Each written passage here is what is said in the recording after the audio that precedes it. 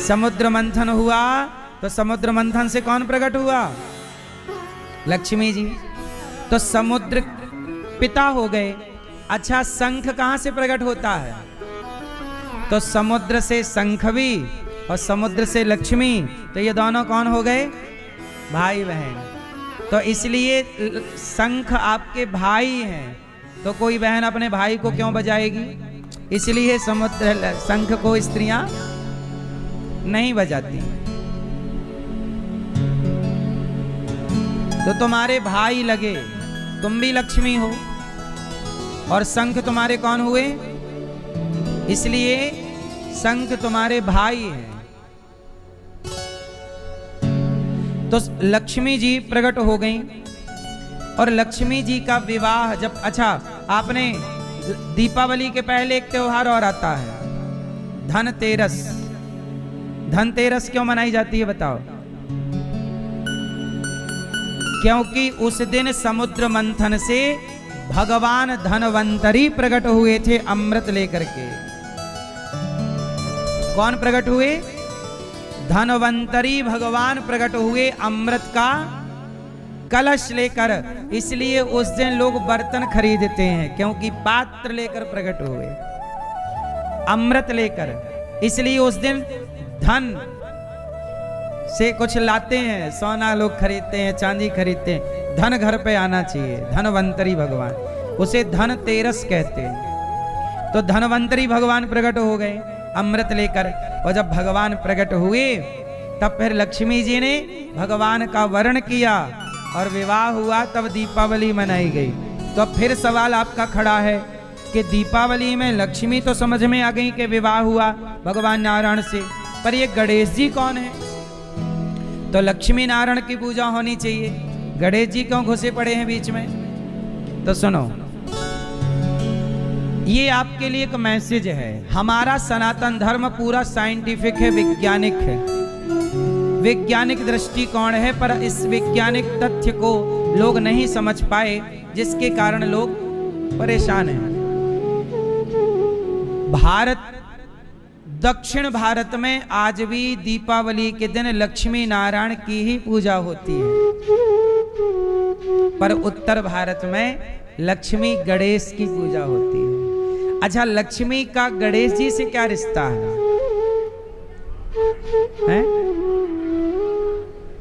ठीक है, ठीक है, आप ठीक कह रहे हैं, माँ बेटे का रिश्ता सही है, सब सही है। अब इसे समझते हैं। गणेश जी जो हैं वो बुद्धि के देवता हैं। बोलो हाँ। गणेश जी कौन? बुद्धि के देवता। और लक्ष्मी कौन? धन की माता। लक्ष्मी मतलब धन और गणेश मतलब, तो लक्ष्मी किसके पास है? गणेश जी के पास। तो ये मैसेज आपके लिए है कि जिसकी बुद्धि गणेश जी जैसी होगी, लक्ष्मी उसी के पास होंगी। धनवान व्यक्ति, समझदार, बुद्धिमान ही धनवान होता है, मूर्ख कभी धनवान नहीं होता। लक्ष्मी हमेशा बुद्धिमानों के पास होती है, याद रखिएगा। लक्ष्मी गणेश जी के साथ है, इसलिए दीपावली में किसकी पूजा? लक्ष्मी। और तो ये मैसेज है, आप लोग पूजा तो खूब करते हैं, समझो कि लक्ष्मी गणेश जी हैं बुद्धि के देवता, बुद्धिमान। तो बुद्धिमान जो होगा, लक्ष्मी जी वहीं रहेंगी। आज तक सुना आपने कि किसी मूर्ख के पास पैसा है? होगा भी तो वो खत्म कर देगा।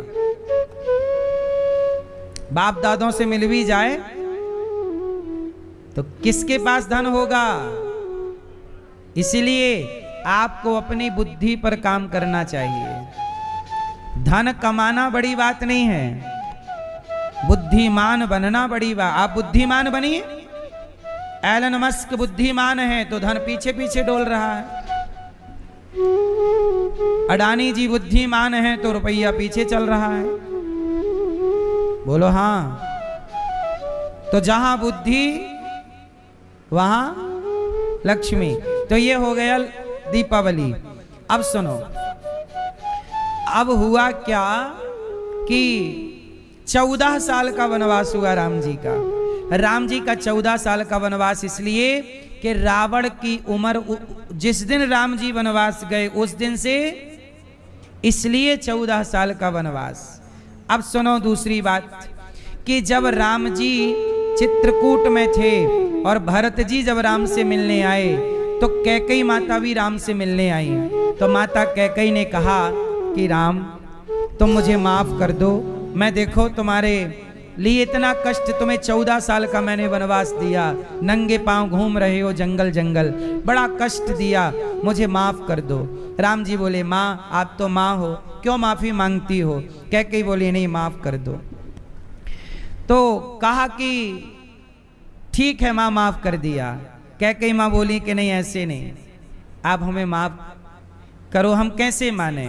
तो माँ बताओ आप कैसे मानोगी? तब राम जी, तब भगवान कृष्ण बोले, भगवान राम बोले माँ बताओ आप क्या चाहती हैं? कैकेयी माँ बोली कि मैं चाहती हूँ कि आप मेरे अगली बार पुत्र बन करके आओ। जब आप मेरे बेटा बन जाओगे तो मैं मान लूंगी कि आपने मुझे माफ। तब उस समय तक राम जी की प्लानिंग हो चुकी थी कि मुझे यशोदा का बेटा बनना है, पर अब ये माँ कैकेयी बोली, तब प्लानिंग थोड़ी सी चेंज हुई और भगवान ने कहा माता मैं तुम्हारा बेटा तो बन जाऊंगा पर तुम्हारा दूध नहीं पीऊंगा। इसलिए देवकी के बेटा तो बने पर देवकी माँ का दूध नहीं पिए। दूध किसका पिया? माँ यशोदा का। तो ये आपको समझना है कि यशोदा के पुत्र दो भुज और देवकी माँ के पुत्र ये। तो एक रूप में जब दो भुज तो राधा और चतुर्भुज तो रुक्मणी, ये है। तो राम जी द्वापर में क्या बन गए? श्री कृष्ण। अब कल मैंने एक बात और कही थी कि आज मैं आपको बताऊंगा कि भगवान राम ने माता सीता को वनवास क्यों दिया। अच्छा, राम का कृष्ण बनने की एक कथा और है। एक बार क्या हुआ, लक्ष्मण जी पांव दबा रहे थे राम के। लक्ष्मण छोटे हैं, राम जी बड़े हैं। तो लक्ष्मण जी पांव दबा रहे थे तो राम बोले कि लक्ष्मण तुम लेट जाओ, तुम भी थक गए हो, तुम्हारे पांव में कांटा लगा है, लाओ मैं तुम्हारे पांव का कांटा निकाल दूं और मैं तुम्हारे थोड़े से पांव दबा दूं। कौन बोला? राम जी। मतलब राम बोल रहे हैं कि लक्ष्मण मैं तुम्हारी सेवा करूं। लक्ष्मण बोले प्रभु आप बड़े भैया हैं, मैं आपसे थोड़ी पांव दबा सकता हूं, आप तो मेरे बड़े हैं, भगवान हैं। तो राम जी बोले कि तू जिद करता है लक्ष्मण, तू सेवा तो मेरी करता है पर मेरे से कोई सेवा लेता नहीं है। चल अगली बार की लीला में तू बड़ा बनना और मैं जैसे तू मेरे पांव दबा रहा है मैं तेरे पांव दबाकर इस जन्म का हिसाब चुकाऊंगा, तुम बड़े बन जाना और मैं। तो भगवान राम लक्ष्मण का ऋण चुकाने के लिए कृष्ण बने और लक्ष्मण जी को बलराम जी बना दिया। तो लक्ष्मण बन गए बलराम जी और प्रभु बन गए। तो ऋण चुकाने के लिए प्रभु राम को कृष्ण बनना पड़ा। तो ये राम के कृष्ण होने की कथाएं। एक कार्य नहीं होता, बहुत सारे कार्यों की सिद्धि के लिए एक अवतार होता है। एक अवतार के बहुत हेतु मतलब बहुत कारण होते हैं। अब एक सवाल राम जी पर है। आजकल लोग राम जी पर क्या आरोप लगाते हैं कि राम तो सीता जी को वनवास भेज दिए।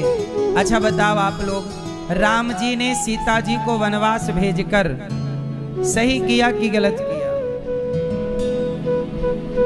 मैया मैया राम जी ने सीता जी को गर्भावस्था में कहां भेज दिया? सही किया कि गलत किया? क्या किया आप बताओ? क्या कह रही हो मैया? राम जी ने अपनी पत्नी को गर्भावस्था में वनवास दे दिया, सही किया गलत किया? है? आंसर सही गलत में देना है। राम जी ने सही किया या गलत किया, बस इतना बोलना। जलेबी हमें समझ में नहीं आती।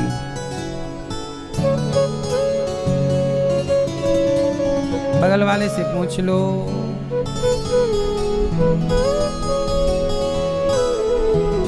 बताओ, आप बताओ। गलत किया? अब और बगल में पूछो, मैया, चश्मा वाली मैया, राम जी ने सही किया गलत किया? हैं? सही। मैया क्या बोलती तू? क्या किया? सही गलत क्या? नहीं बताओगे? गुस्सा हो? हैं? अभी आए, वार्म अप नहीं हुआ अभी।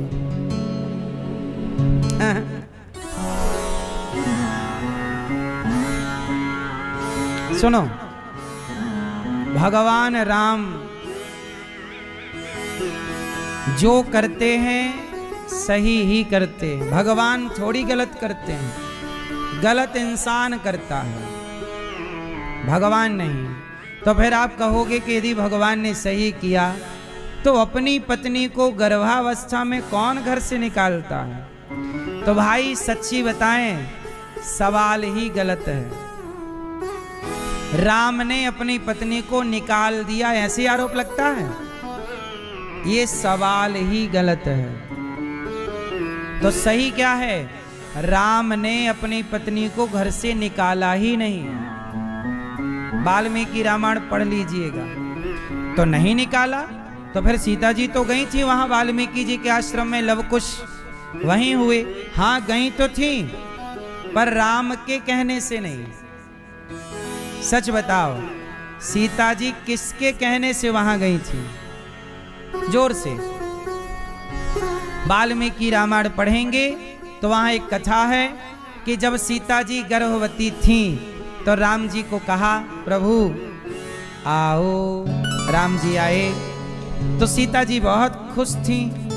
तो राम जी बोले, सीता आज बहुत खुश हो, क्या बात है? तब सीता जी ने कहा कि प्रभु आप पिता बनने वाले हैं। आप ये खुशखबरी राम जी ने सुनी पहली बार। किससे? सीता जी से, कि आप पिता बनने वाले, मैं गर्भवती हूं। राम बहुत प्रसन्न हुए। और राम की तो पूर्वजों की मर्यादा है वचन। सीता मैं तुम्हें वचन देता हूं, कुछ मांग लो। तुमने मुझे खुश किया है कि तुम मेरे पुत्र की मां बनने वाली हो, कुछ मांग लो मेरे से। तो सीता जी ने क्या मांगा वो सुनना। ये बात लोग नहीं जानते, पूरी घटना नहीं जानते, इसलिए लोग कुछ भी राम पर आरोप लगा देते हैं। अब सच्चाई क्या है वो सुनो। राम जी ने सीता जी से कहा कुछ मांगो, तो सीता जी ने मांगा क्या? हे प्रभु, मैं आपसे यही वरदान चाहती हूं कि मेरे जो बच्चे हैं वो इस अयोध्या में जन्म ना लें। इस अयोध्या में जन्म ना लें। क्यों? क्यों सीता, क्यों? क्योंकि यहां का वातावरण अच्छा, क्या अच्छा नहीं है? क्यों? आप देख लो ना, कैकेयी मां, कल की घटना है ये घटना। ये खुशखबरी देने से एक दिन पहले एक घटना घट गई थी सीता जी के साथ। कल मतलब आज तो मिल रहे हैं राम सीता, तो सीता जी बोली कल की बात देख लीजिए ना आप। तो कल क्या घटना घटी आप कहो तो बताऊं? तो कल एक घटना घट गई सीता जी के साथ। सीता जी के कमरे में माता कैकेयी आई और कैकेयी जी ने कहा कि सीता ये बता कि रावण कैसा दिखता था, दिखने में कैसा था। सीता जी ने कहा कि मैंने तो देखा नहीं रावण को, क्योंकि रावण मुझे चुरा कर ले गया। जब भी मैं रावण से बात करती तो तिनका लेकर बात करती थी। तृणधरियोट कहत वैदेही, मैंने रावण को, देखो सीता जी की मर्यादा, उन्होंने पर पुरुष को देखा ही, कुछ तो देखा होगा। कैकेयी पूछ रही हैं कुछ तो। हाँ, जब रावण ने मुझे चुराया था, जब रावण ने मेरा अपहरण किया, तब मेरी पलकें झुकी थीं, तब मैंने रावण के पांव का अंगूठा देखा था, अंगूठा पांव का। तो जरा सीता जी को एक कलम दे दी कैकेयी मां ने, कलम, ये दीवार में जरा बनाओ रावण का पांव का अंगूठा कैसा दिखता था। तो सीता जी ने रावण के पांव का अंगूठा दीवार पे बनाया। कैकेयी बोल रही है बनाओ, बना दिया, पांव का अंगूठा बन गया। पेंटिंग, चित्रकारी कर दी मां ने। अब तभी मां सीता को कौशल्या जी ने याद किया। तो दासी ने कहा मां आपको मां बुला रही है। तो सीता जी चली गई अपने कमरे से निकलकर कौशल्या जी से मिलने। तभी माता कैकेयी ने सीता जी के कमरे में आकर देखा कि पांव का अंगूठा बना है। अच्छा, सीता जी कैकेयी मां ने रावण को देखा था। कैसे देखा? जब रावण मरा तो रावण का मरने के बाद अयोध्या के लोगों ने चित्र बनाया। जो पेंटिंग करना जानते थे, चित्रकार थे, उन्होंने रावण के बारे में सुन रखा था। अच्छा, बंदर भालुओं ने तो देखा था ना रावण को, हनुमान जी ने देखा, बंदर भालुओं ने देखा, तो सब लोगों ने चित्र बना दिया कि सुनो हमारे राम ने इस रावण को मारा, ऐसा दिखता था, ऐसे। तो वो सारा चित्र बाजार में बिक रहा था, लोग खरीद रहे थे और उसको मार रहे थे चित्र को। तूने मेरी माँ को परेशान किया, गुस्सा उतार रहे थे अपने अपने तरीके से। तो कैकेयी मां ने रावण को देखा चित्र में। तो क्या हुआ कि कैकेयी मां ने पांव का अंगूठा किसने बनाया? सीता मां ने। और पूरा का पूरा रावण बना दिया कैकेयी ने। वो कहां बनाया? सीता जी के कक्ष में, कमरे में, एक सामने वाली फ्रंट की दीवार में। वो बना के चुपचाप माताजी चली गई। माताजी मतलब कैकेयी माता भाग गई। अब संयोग से देखना कि सीता जी ने राम को बुलवाया था कि प्रभु आपका दर्शन करना चाहती हूं। तो राम जी सीता जी के कमरे में आए। उस समय सीता जी कमरे में नहीं थी और राम जी आए। और राम जी जैसे ही सीता मां के कक्ष में गए तो रावण का चित्र देखा। और जैसे ही चित्र देखा तो वापस कैकेयी मां फिर से आ गई। कैकेयी मां बोली राम से, राम ये चित्र किसका है? राम जी बोले तो रावण का चित्र है। कैकेयी बोली राम राम, सीता के कमरे में बताओ रावण का चित्र क्या कर रहा है? लगता है रावण के यहाँ सीता जी रही हैं, तो रावण के लिए कुछ जगह है उनके भीतर, देखो ना कमरे में बना रखा। इतना कह के आग लगाना कैकेयी मां ने मंथरा से सीख रखा था, क्योंकि कैकेयी की गुरु तो मंथरा है। तो इनको तो अच्छा आता था ना, ये ज्ञान था आग कैसे लगानी है, झगड़े कैसे कराने हैं, ये पूरा पाठ पढ़ा था। अब कैकेयी मां चली गई, अब राम खड़े हैं और तब तक सीता जी आई हैं। और जब सीता जी आई तो राम उदास। कहा प्रभु क्या हुआ? कहा कि ये चित्र किसका है? सीता जी ने कहा कि मैं नहीं जानती किसका है। वो तो कैकेयी मां ने मेरे से कहा कि रावण कैसा दिखता था, तो मैंने कहा मैंने नहीं देखा। अच्छा देखो, कई बार आपके रिश्ते गलत फहमियों से टूट जाते हैं। जरा आप बताइए कि आपकी पत्नी के कमरे में किसी का चित्र आप देख लेते तो आप पत्नी की बात सुनते? आप सीधा डांटना स्टार्ट कर देते, जा कोई रिश्ता नहीं, जा ऐसा वैसा। लेकिन राम जी कितने समझदार हैं। कई बार आप जो आंखों से देखते हैं वो भी गलत हो जाता है। इसलिए कहता हूं, कांच टूटता है गलती से और रिश्ते टूटते हैं गलत फहमियों से। इसलिए रिश्तों में गलत फहमियां ना आने दें। कोई भी बात किसी को समझ ना आए तो एक बार पूछ लो। अपनी पत्नी से डांटने से पहले एक बार पूछ लो कि तुमने जिस बात के लिए तुम डांटना चाहते हो, क्या वो बात है भी या नहीं। ऐसा हुआ भी कई बार, ऐसा नहीं हुआ था पर आपने नहीं हुआ उसके लिए भी डांट दिया।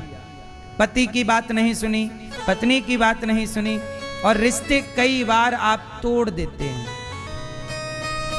अब राम जी ने जब रावण को देखा सीता जी के उस कक्ष में चित्र, तो राम जी चाहते तो तुरंत गुस्सा हो जाते, पर राम जी ने पूछा कि देवी ये क्या है। तब पूरी घटनाक्रम सुनाई कि माँ कैकेयी आई, उन्होंने पांव का अंगूठा बनवाया मेरे से, आगे क्या हुआ मैं चली गई।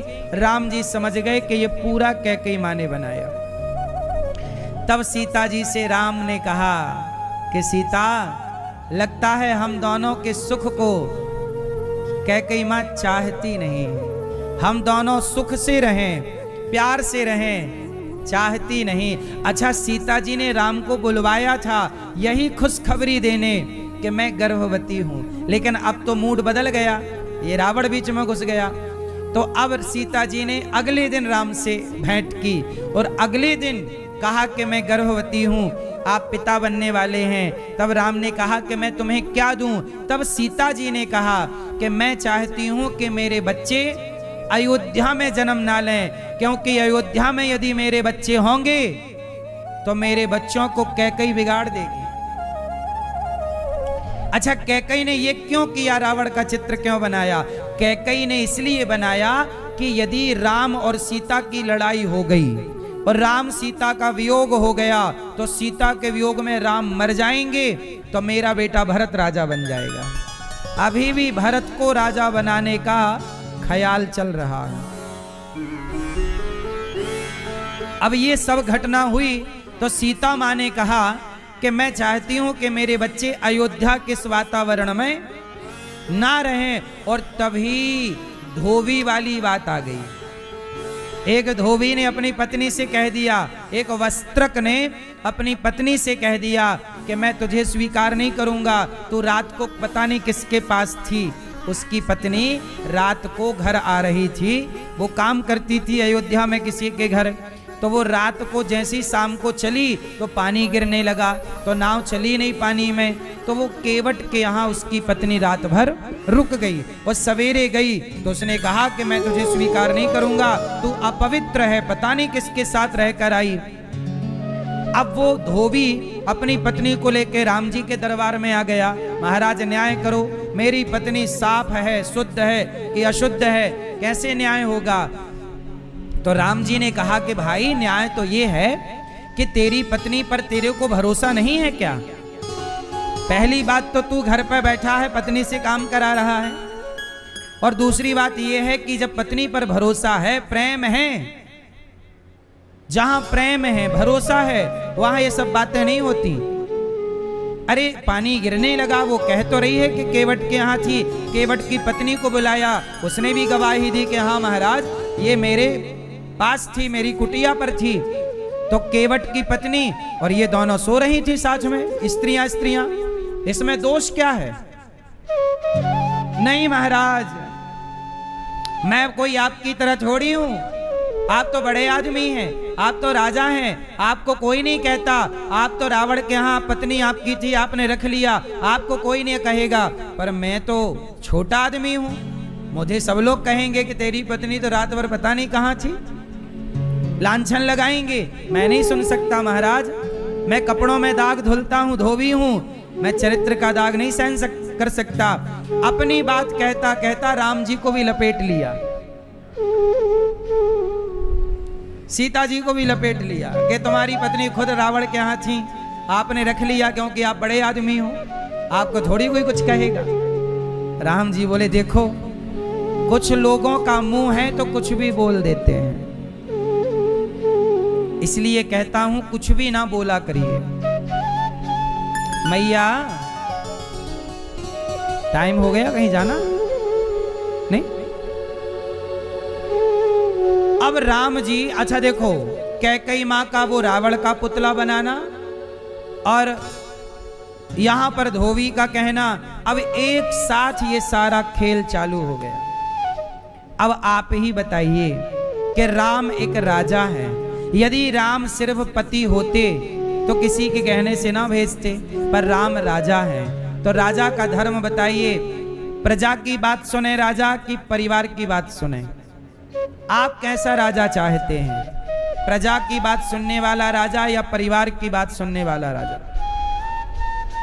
तो राम जी ने सुनी तो प्रजा की, फिर भी लोग आरोप राम पे लगा रहे हैं। फांसी दोनों तरफ से है। ममता मैया प्रजा परिवार की बात परिवार के ना चक्कर में चली गई, भतीजे के चक्कर में। मैया ममता मैया परिवार के चक्कर में निपट गई। आप कहते हो कि राजा प्रजा की सुने, तो प्रजा की राम जी ने सुनी तो आप लोग राम जी को भी उल्टा कहते हैं। आदमी करे तो करे क्या, परिवार की सुने तो फांसी, प्रजा की सुने तो फांसी। मतलब दोनों तरफ से दुनिया सुनाती। सीता मां को राम जी ने कहा कि ये लोगों ने आरोप लगा दिया। अच्छा, लोगों ने क्या कहा कि सीता जी अग्नि परीक्षा दे दें, हम मान जाएंगे कि पवित्र हैं। सीता जी चाहती तो तुरंत अग्नि परीक्षा दे देती, पर सीता जी ने अग्नि परीक्षा क्यों नहीं दी? अब सवाल ये खड़ा है। इसलिए नहीं दी कि सीता जी ने कहा कि मैं अग्नि परीक्षा देकर पवित्र तो हो जाऊंगी, पर मैं अब ऐसे समाज में रहना नहीं चाहती जिस समाज का मेरे ऊपर भरोसा ना हो। इसलिए कहा कि पहले बच्चे पेट में हैं, मैं अभी यदि चली जाती हूँ लीला करके तो आपके बच्चे भी चले जाएंगे, इसलिए मुझे तो वहां चली गई। संत जी के यहाँ बच्चों को जन्म दिया, संस्कार दिया, राम को सौंपा और अब कहा कि हे पृथ्वी माँ, यदि मैं अग्नि की तरह पवित्र हूँ और गंगा की तरह शुद्ध हूँ तो आप मुझे अपनी गोद में स्थान दे दीजिए। कि पृथ्वी फट गई, सीता माँ समा गई और आज धोबी का और संसार का मुंह बंद हो गया कि ये पवित्र हैं, हमने बेकार ही लांछन लगाया। तुरंत परीक्षा देती तो माँ भगवती ऐसे समाज में रहना नहीं चाहती। जहां आप पर भरोसा ना हो वहां रहना सही नहीं, वहीं रहना चाहिए जहां आप पर समाज को भरोसा। इसलिए सीता मैया आप चली गई और ये कथा इसमें राम, अब जैसे लोग क्या कहते हैं, राम जी ने वनवास दे दिया। राम जी की जगह आप राम को समझ कहां पाओगे? समस्या तो ये है कि सांसारिक व्यक्ति राम को क्या समझेगा। तो बताओ आप लोग, सीता मां के वनवास में दोषी कौन है? जोर से। समाज दोषी है, वो लोग दोषी हैं जिन्होंने सीता मां पर उंगलियां, आप उन्हें तो नहीं कहते कि समाज दोषी है, आप क्या बोल देते हैं, राम ने क्यों भेज दिया। मतलब ले दे के राम दोषी हैं। दोष भी लोगों को भगवान का दिखता है, क्या वो समाज दोषी नहीं है जिसने बेवजह उंगली उठा दी? इसलिए मेरी मां, किसी को कुछ भी ना कहा करो। अच्छा, पद्म पुराण में एक 2 मिनट की और कथा मैं आपको सुना दूं इससे जुड़ी हुई। पद्म पुराण में एक कथा है कि सीता माँ का वनवास क्यों हुआ।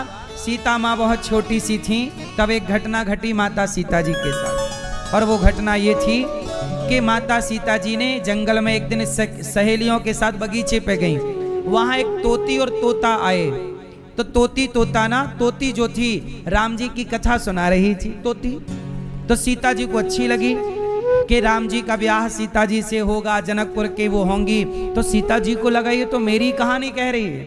तो सीता जी गई चुपके से और तोती को पकड़ लिया, और जब तोती को पकड़ा तो पिंजरे में डाल दिया। तोती बोली, सीता मैं गर्भवती हूँ, मैं अपने तोते की पत्नी हूँ, मैं अपने पति से अपने घोंसले से दूर नहीं रह सकती, मुझे छोड़ दो, मैं तुम्हें रोज कथा सुनाया करूँगा। सीता जी बोली, नहीं, तुम उड़ जाओगी, तुम यहाँ जो खाओगी खिलाऊंगी, सोने के पिंजरे में रखूंगी, चलो कथा सुनाओ। तोती बेचारी तड़पने लग गई। आजाद है, बंधन स्वीकार नहीं है, बेचारी तड़पने लग गई। 2-4 दिनों में तोती भूखी प्यासी खाई पी नहीं, मर गई। और जब तोती मरी तो तोती के तोते ने शाप दे दिया। तोती के तोते ने शाप दिया कि सीता, जैसे तुमने मेरी पत्नी को गर्भावस्था में मुझसे दूर किया, जाओ मैं तुम्हें शाप देता हूं कि जब तुम गर्भवती होगी तो तुम भी अपने पति से दूर हो जाओगी और कारण मैं बनूंगा। वही तोता अगले जन्म में धोबी बना, जिसके कहने से सीता मां का वनवास हुआ। ये कथा पद्म पुराण में लिखी। आप लोग भी पक्षी वक्षी पाल लेते हो पिंजरे में, आपका बड़ा शौक है पक्षी, है ना। कुछ लोग तो पक्षियों के पंख भी काट देते हैं। बहुत बड़ा पाप है ये। तुम्हारी पीढ़ी में किसी को ये पाप का दंड भोगना पड़ सकता है, तुम्हें ही भोगना पड़ेगा, ज्यादा तो उम्मीद यही है। किसी पक्षी को पिंजरे में नहीं रखना चाहिए, मेरा ऐसा अपना मानना है। रखना चाहिए, आपका क्या मानना है? पक्षी पालने का शौक है तो मैं एक उपाय बता सकता हूं। अपने घर के आसपास बहुत बढ़िया हरा भरा पेड़ लगा लीजिए। पेड़ लगा लीजिए, अपने आप वहां चिड़िया आना शुरू हो जाएगी। पेड़ पर चिड़िया घोंसला बनाएगी, पानी रख दिया करो, दाना डाल दिया करो, ढेर पक्षी आएंगे, देखते रहा करो। पिंजरे में डालने की क्या जरूरत है? इसलिए तो सीता मां वनवास एक तोते के कारण, तोती के कारण चली गई। तो किसी को दुख कोई नहीं देता, व्यक्ति अपने कर्मों का फल भोगता है। तो सीता माता को भी अपने ही कर्मों का दंड, को ना काहू को सुख दुख कर दाता। अब भगवान कृष्ण जब पहुंचे तो पूतना मौसी आई। हाँ, पूतना लोक बालघिनी राक्षसी रुधिरासना जिघांसयापहरये स्तनम दत्वापसद्गतिम। पूतना आई, भगवान ने पूतना को दूध, पूतना का दूध पिया, थोड़ा जहर लाई, जहर पिया और पूतना के प्राणों को पी गए। पूतना चिल्लाई, बालक छोड़ दो। भगवान बोले, मौसी जी हम जल्दी पकड़ते नहीं, और पकड़ लें तो फिर कभी। पूतना का भगवान ने उद्धार किया। अब भगवान छोड़ा, बड़े भाई करवट बदले तो भगवान का शकटासुर आया। भगवान ने शकटासुर को मारा, तृणावर्त को मारा। गर्गः पुरोहितो राजन यदो नाम सुमहातपा ब्रजम जगामनंदस्य वसुदेव प्रचोदितः। हुआ क्या कि गर्गाचार्य जी आए और गर्गाचार्य जी ने भगवान का नामकरण किया। यशोदा आपके पुत्र का नाम है कृष्ण और रोहिणी आपके पुत्र का नाम है राम, लोग कहेंगे बलराम। तो नाम क्या पड़ा? कृष्ण और कृष्ण बलराम। गर्गः पुरोहितो राजन अयम ही रोहिणी पुत्रो रमयन सुहृदयो गुणैः। और शुक्लो रक्तस्तथा पीता इदानीं कृष्णतां गतः। कृष्ण और बलराम नाम। अब भगवान थोड़ा बड़े भये, भगवान के दांत आ गए हैं, और भगवान जब बड़े भये तो भगवान ने घुटनों के बल चलना स्टार्ट कर दिया। अब भगवान तोतली भाषा से माँ को, यशोदा को मैया मैया कहने लग गए। क्या कह रहे हैं भगवान? मैया। आप अपनी माँ को क्या बोलते हो? मम्मी। भैया मम्मी का अर्थ बताओ। चलो, मम्मी मीन्स अर्थ। मम्मी किसे कहते हैं? नहीं, माँ। मम्मी मतलब माँ नहीं होता। कई बार आप जल्दी में क्या बोल रहे हो? मम्मी कहाँ हो? मम्मी क्या होती है? मम्मी होती है कि लाश, मरी हुई। मरी हुई को क्या बोलते हैं? मम्मी। तो आपकी माँ तो जिंदा है, क्यों निपटा रहे हो? मम्मी क्यों बनाने पे तुले? मम्मी रॉन्ग है। आप इतने पढ़े लिखे हैं, इतनी सी बातें नहीं समझेंगे तो फिर हम किससे उम्मीद करेंगे? मम्मी आज के 100 साल पहले क्या इस सनातन में, क्या इस भारत में कोई भी बेटा अपनी माँ को मम्मी कहता था? बताओ। तो आपने क्यों शुरू कर दिया? एक बार विचार तो करते। मम्मी किसे कहते हैं? मम्मी लोग नहीं कहते मम्मी रखी है सालों पुरानी मम्मी, मुर्दे को मम्मी कहते हैं। मम्मी मतलब हमारा देश गुलाम था अंग्रेज मुसलमानों का, मुगलों का, तो वो कहते हैं अम्मी। मुसलमान क्या बोलते हैं अपनी माँ को? अम्मी जान। तो उनका अम्मी से तुमने मम्मी कर लिया। क्या जरूरत थी तुम्हें किसी की नकल करने की? इसलिए मम्मी नहीं, क्या कहोगे? मैया, माँ। क्या कहेंगे? आज से क्या कहेंगे? माँ, मैया। बेटा क्या कहोगे? मम्मी कहोगे? मम्मी मतलब मरी हुई। बोलो हाँ। आप क्या कहोगे भैया? माँ। माँ कहिए, माता जी कहिए। माता जी, माँ, मैया, ये 3 बातें आपके लिए। और जैसे आप अपने पिता को क्या बोलते हो? पापा। पापा किसे कहते हैं? पापा मतलब पिता नहीं, पापा एक तरह की गाली है। पापी को पापा कहते हैं। पापा मतलब क्या होता है? पापी। बहुत बड़ा पापी को पापा कहते हैं। थोड़ा सा हिंदी समझ लेते हैं।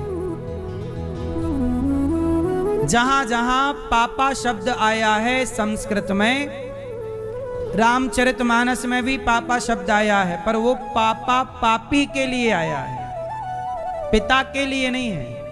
पापा कभी पिता संबोधन नहीं हो सकता। पापी, पापा मीन्स, अब एक चौपाई बोल रहा हूं, अर्थ आप बोलिएगा। कलयुग का यह परम प्रतापा, मानस पुण्य होय नहीं पापा। ये आ गए आपके पापा जी। पापा, इस पापा का अर्थ क्या है यहां पर? पापी। तो जहां भी पापा शब्द होगा, गीता में भी पापा शब्द है, पापा, वो पापी के लिए संबोधन है, पापी को इंगित कर रहा है।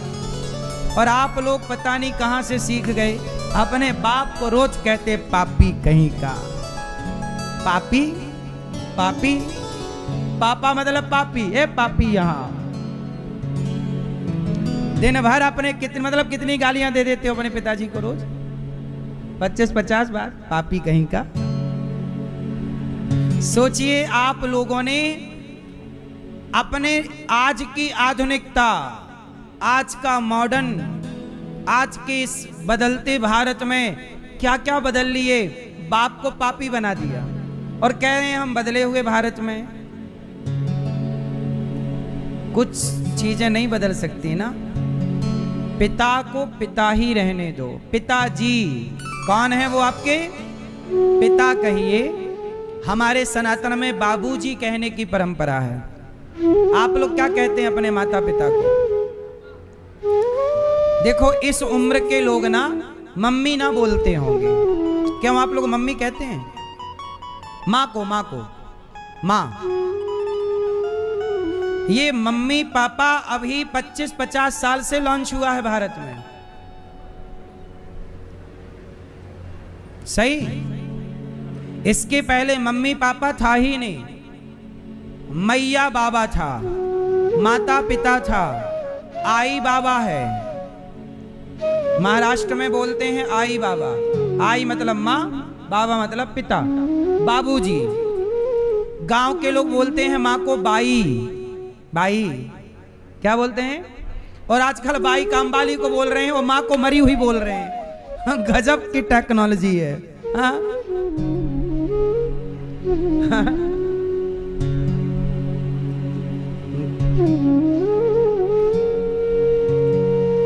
तो आज से सुधार करिए। माँ को मैया, माता जी, और बाप को पापा कह के गाली ना दो। पापा एक तरह की गाली है, ये याद रख लीजिएगा। बाबूजी, आपके बच्चे आपको क्या बोलते हैं? पापा बोलते हैं। फिर बच्चे दे रहे हैं ना गाली आपको। समझा दो कि बेटा गाली ना दो, बुढ़ापे में तो ना दो। रोज बोलते पापी हमारे लिए ले आना, पापी कहाँ हो? पापी कहाँ पहुंचे? कब आओगे पापी? खाना तुम्हारे संग पापी। आओ, भोजन तैयार है पापी, आओ खा लो पापी।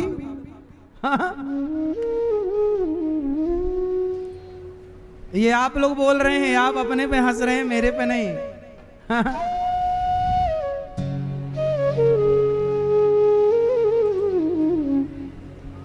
तो कितने लोग सुधार करेंगे? हाथ उठा के मुझे कन्फर्म कराओ। और आने वाली पीढ़ी को भी पापा पापा ना कहवाया करो। गाली सुनना है तो फिर सिखाओ गाली बेटे को। पिताजी क्या कहोगे बेटा? पापा नहीं कहोगे ना? और अपने दोस्तों को भी बोलना कि पापा मतलब गाली होती है, पापी कहीं का। कौन सी गाली है? पापी। भगवान श्री कृष्ण बड़े हुए, नामकरण हुआ। अब गोपियां के संग भगवान की एक लीला चालू हुई। और जब लीला हुई तो क्या लीला थी? माखन चू मेरी गोद में आ। गोपी मैया एक बार लाला को कहना, तू कह दे कि मेरी गोद में आके बैठ जाए। कन्हैया वो सखी है ना, उसके गोद में जाके बैठ जा। मैया मैं कैसे बैठूं वाकई गोद में, मेरे गाल पकड़ पकड़ के खींचती है सखी, और मक्खन तो देती नहीं है। यदि चुरा माखन नहीं देती, वो खाने चला जाऊं तो तेरे पास शिकायत लेके आ जाती है, मैं नहीं बैठता गोदी में इसकी। अब वो पीछे पीछे दौड़ रही, आ बैठ मेरी गोदी में, तुझको निहार लूं, हाय नजर ना लग जाए, तेरी नजर उतार लूं।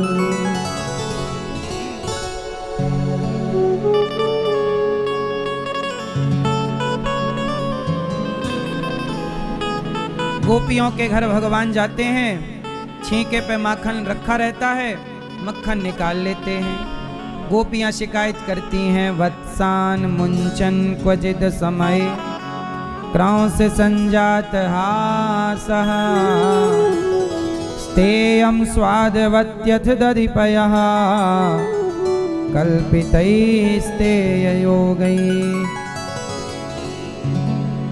मैया मैया, ओ मोबाइल वाले भैया बैठ जाओ, सुन लो मेरी माँ।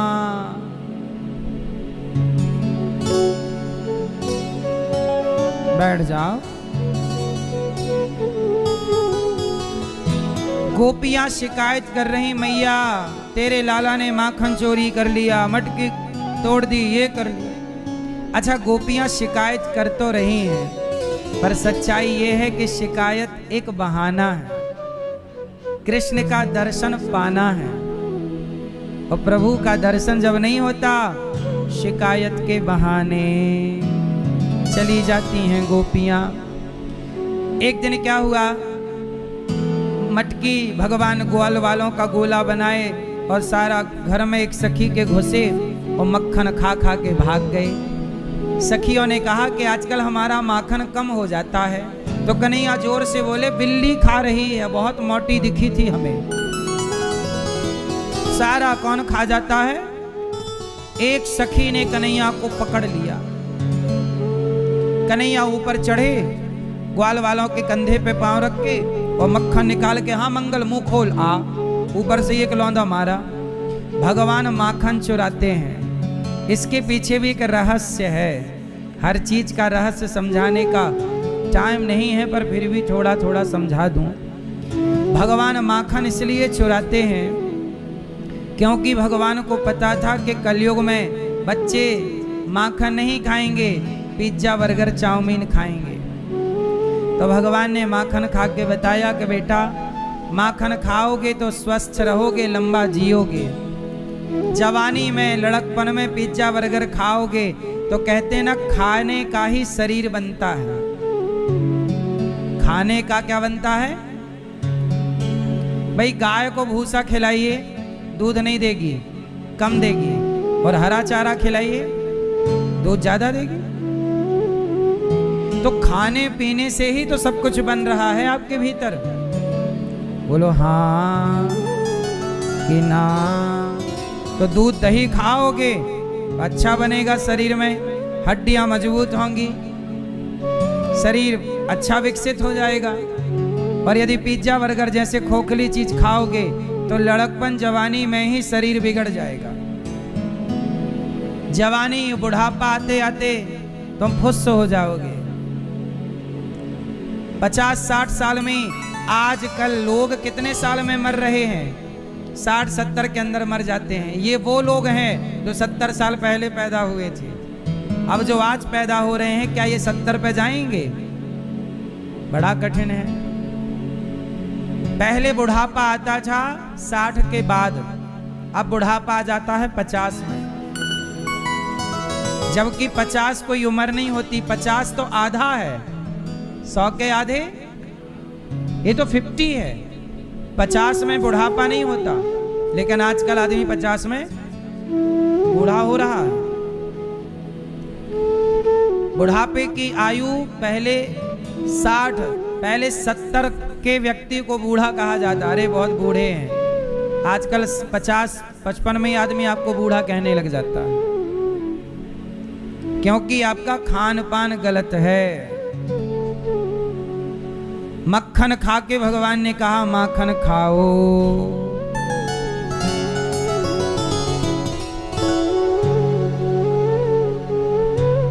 हाँ, कभी माखन चुरा लिया, कभी मटके उठा लिया, ओ कान्हा रे।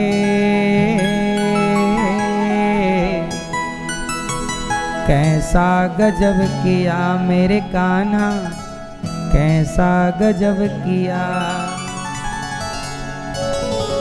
गजब की बांसुरी, गजब की लीला। आज भगवान ने माखन गोपियों के घर जाके, अच्छा जब गोपियों के घर जाके मक्खन का लौंदा खा रहे, एक सखी आ गई। आई तो सारे ग्वाला नीचे वाले भाग गए। ओ प्रभु, मटकी पे लटके रह गए। सखी बोली अब बोल, चल तेरी मैया से बताऊं। मैया के पास गई। मैया तो बड़ी बोल रही, मेरो लाला चोरी ना करे, तू ही सखी झूठ कहे। अब तेरी मैया को रंगे हाथ बताऊंगी, अभी बुलाती हूँ। कन्हैया बोले मैया को बाद में बुलाइए, नेक नीचे तो उतार, हाथ से छिटला जा रहा है, हाथ गिर जाऊंगा, दर्द हो रहा है, ये उंगली पतली पतली छोटी छोटी। अच्छा चल यहाँ पाँव रख। अब सखी ने अपना कंधा दिया, अब कंधा पे पाँव, हाथ से सखी ने पकड़ा, उतारा। क्या जरूरत थी माखन चोरी करने की? तेरे घर में माखन ना है? कन्हैया बोले मेरे घर में तो 9 लाख गैया, मेरे बाप के पास खूब मक्खन है, तो चोरी काहे क्यों करे? कन्हैया बोले सखी चोरी के मक्खन के खाए हुए में स्वाद ही कछु आए, तो कु का पतो। ईमानदारी के माखन में स्वाद ना है, चोरी के माखन में। चल तेरी मैया से बता। अरे सखी अब मत बताइयो, मैया बहुत मारेगी। अच्छा ना बताऊंगी, पर एक शर्त है, तू हमारे लिए जरा नाच करके बता। तो भगवान बोले फोकट में ना नाचेंगे, क्या देगी बोल? अरे मक्खन खा तो ली। अरे वो तो मेरी चोरी का, मेरी मेहनत का था, अब नाचूंगा तो तू क्या देगी ये बोल। अच्छा क्या चाहिए? छाछ पिला देना, मक्खन तो हो गई। हाँ हाँ नमक डाल के। जगत को नचाने वाले गोपियों के आगे नाच रहे हैं, और किस में नाच रहे हैं? ताही अहीर की छोहरियां छछियां भरी छाछ पे नाच नचावे। ये भगवान मक्खन और छाछ के लिए नहीं, भक्तों के प्रेम के आगे नाच रहे हैं। प्रेम में इतनी ताकत है कि भगवान को भी नचा सकता है प्रेमी भक्त। उनमें उदाहरण है गोपियां, भगवान को नचा रही हैं। एक दिन भगवान कृष्ण को लेकर मैया गई, यमुना के तट पर नहाने लग गई तो भगवान ने मिट्टी खाई। और जब मिट्टी खाई तो मैया बलराम जी बोले मैया यादारी के ने माटी खाए ली।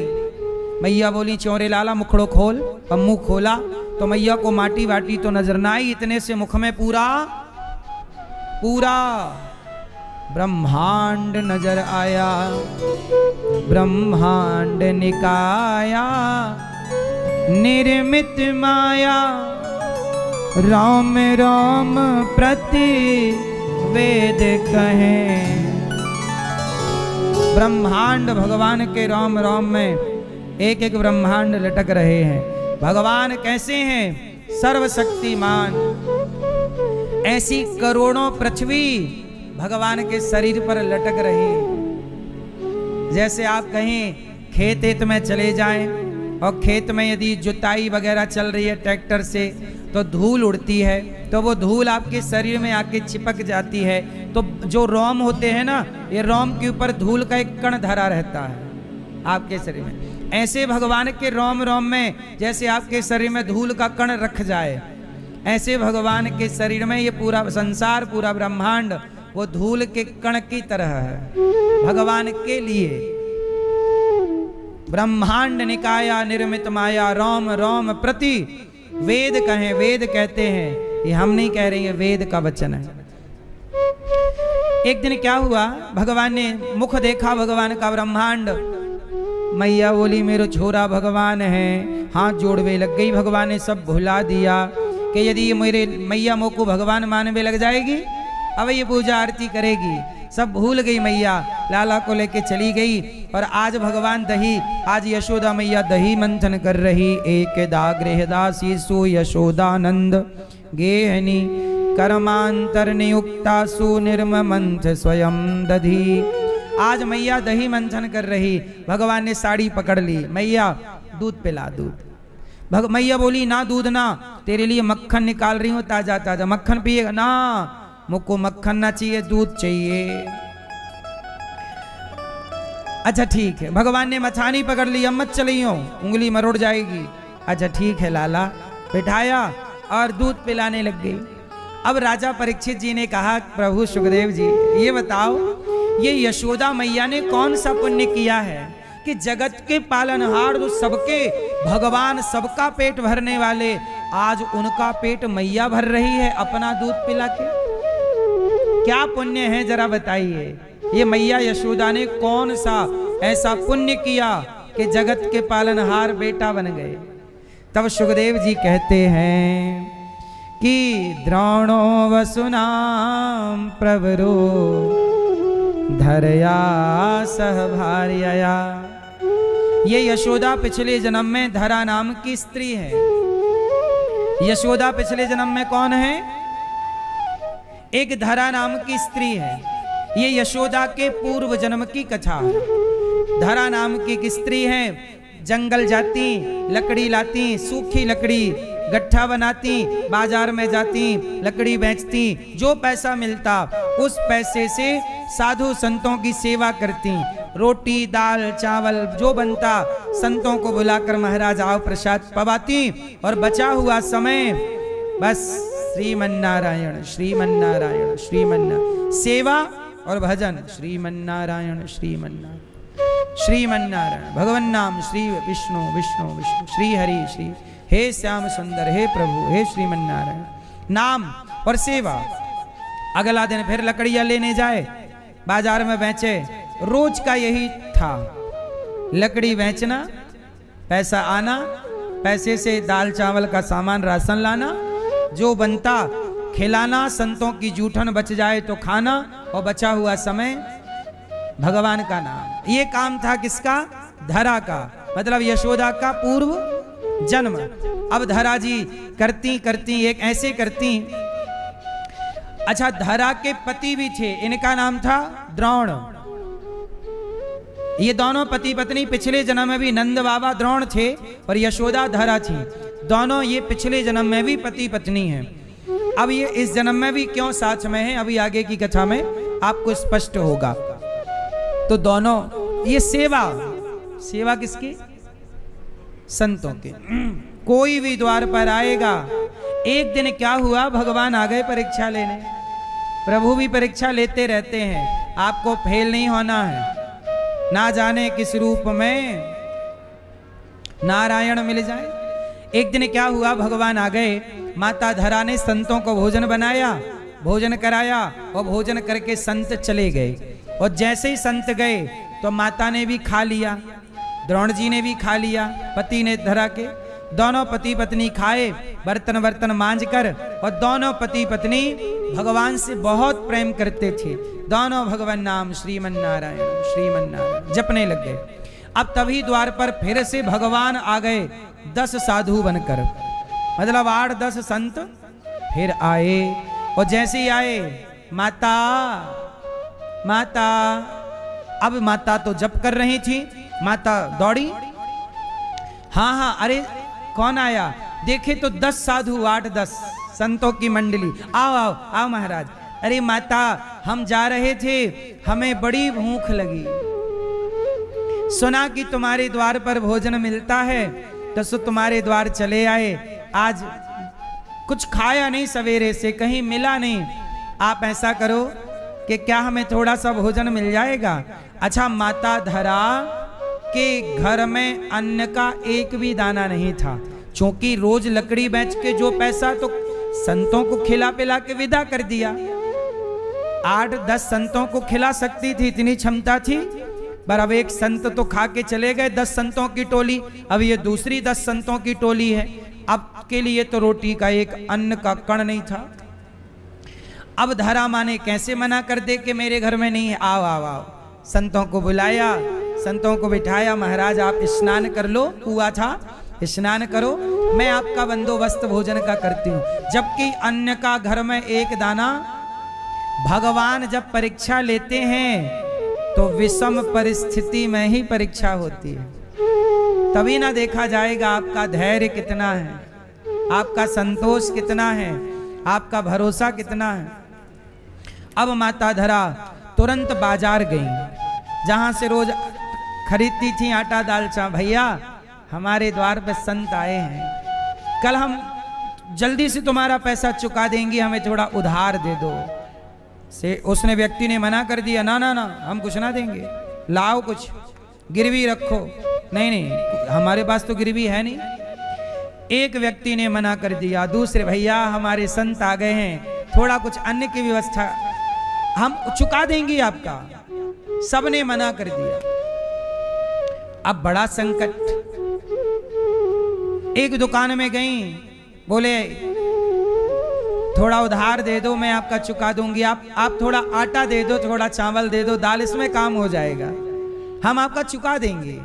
उसने कहा, हम दे तो देंगे सब, पर बदले में तुम्हें कुछ देना पड़ेगा। माता धरा बोली, मैं क्या दूं, मेरे पास तो कुछ नहीं है। वो आदमी नियत का खोटा था। माता धरा बहुत सुंदर थी और जवान थी। जवानी में ये घटना घटी। जवान थी, जवानी में भजन करती थी भगवान का, और एक व्यक्ति माता धरा को गलत नियत से देख रहा है। बोले, यदि तुम अपने स्तन हमें दे दो तो हम तुम्हें बहुत सारा धन दे देंगे, कर लेना सेवा। माता धरा के पास अब टाइम ज्यादा नहीं था सोचने का भी, क्योंकि द्वार पे संत भूखे बैठे हुए। क्या बोल रहा सामने वाला, तुम अपने स्तन हमें दे दो, मतलब वो चरित्र मांग रहा है। माता धरा ने कहा कि ये मेरे स्तन चाहता है और मैं इससे थोड़ा पैसा उधार चाहती हूँ सेवा के लिए। माँ को लगा कि ये छाती में जो चमड़ा है, ये चमड़ा ही तो है, एक दिन चिता पे जल ही जाना है, पर मेरे द्वार से संत भूखे ना जाएं, यही मेरी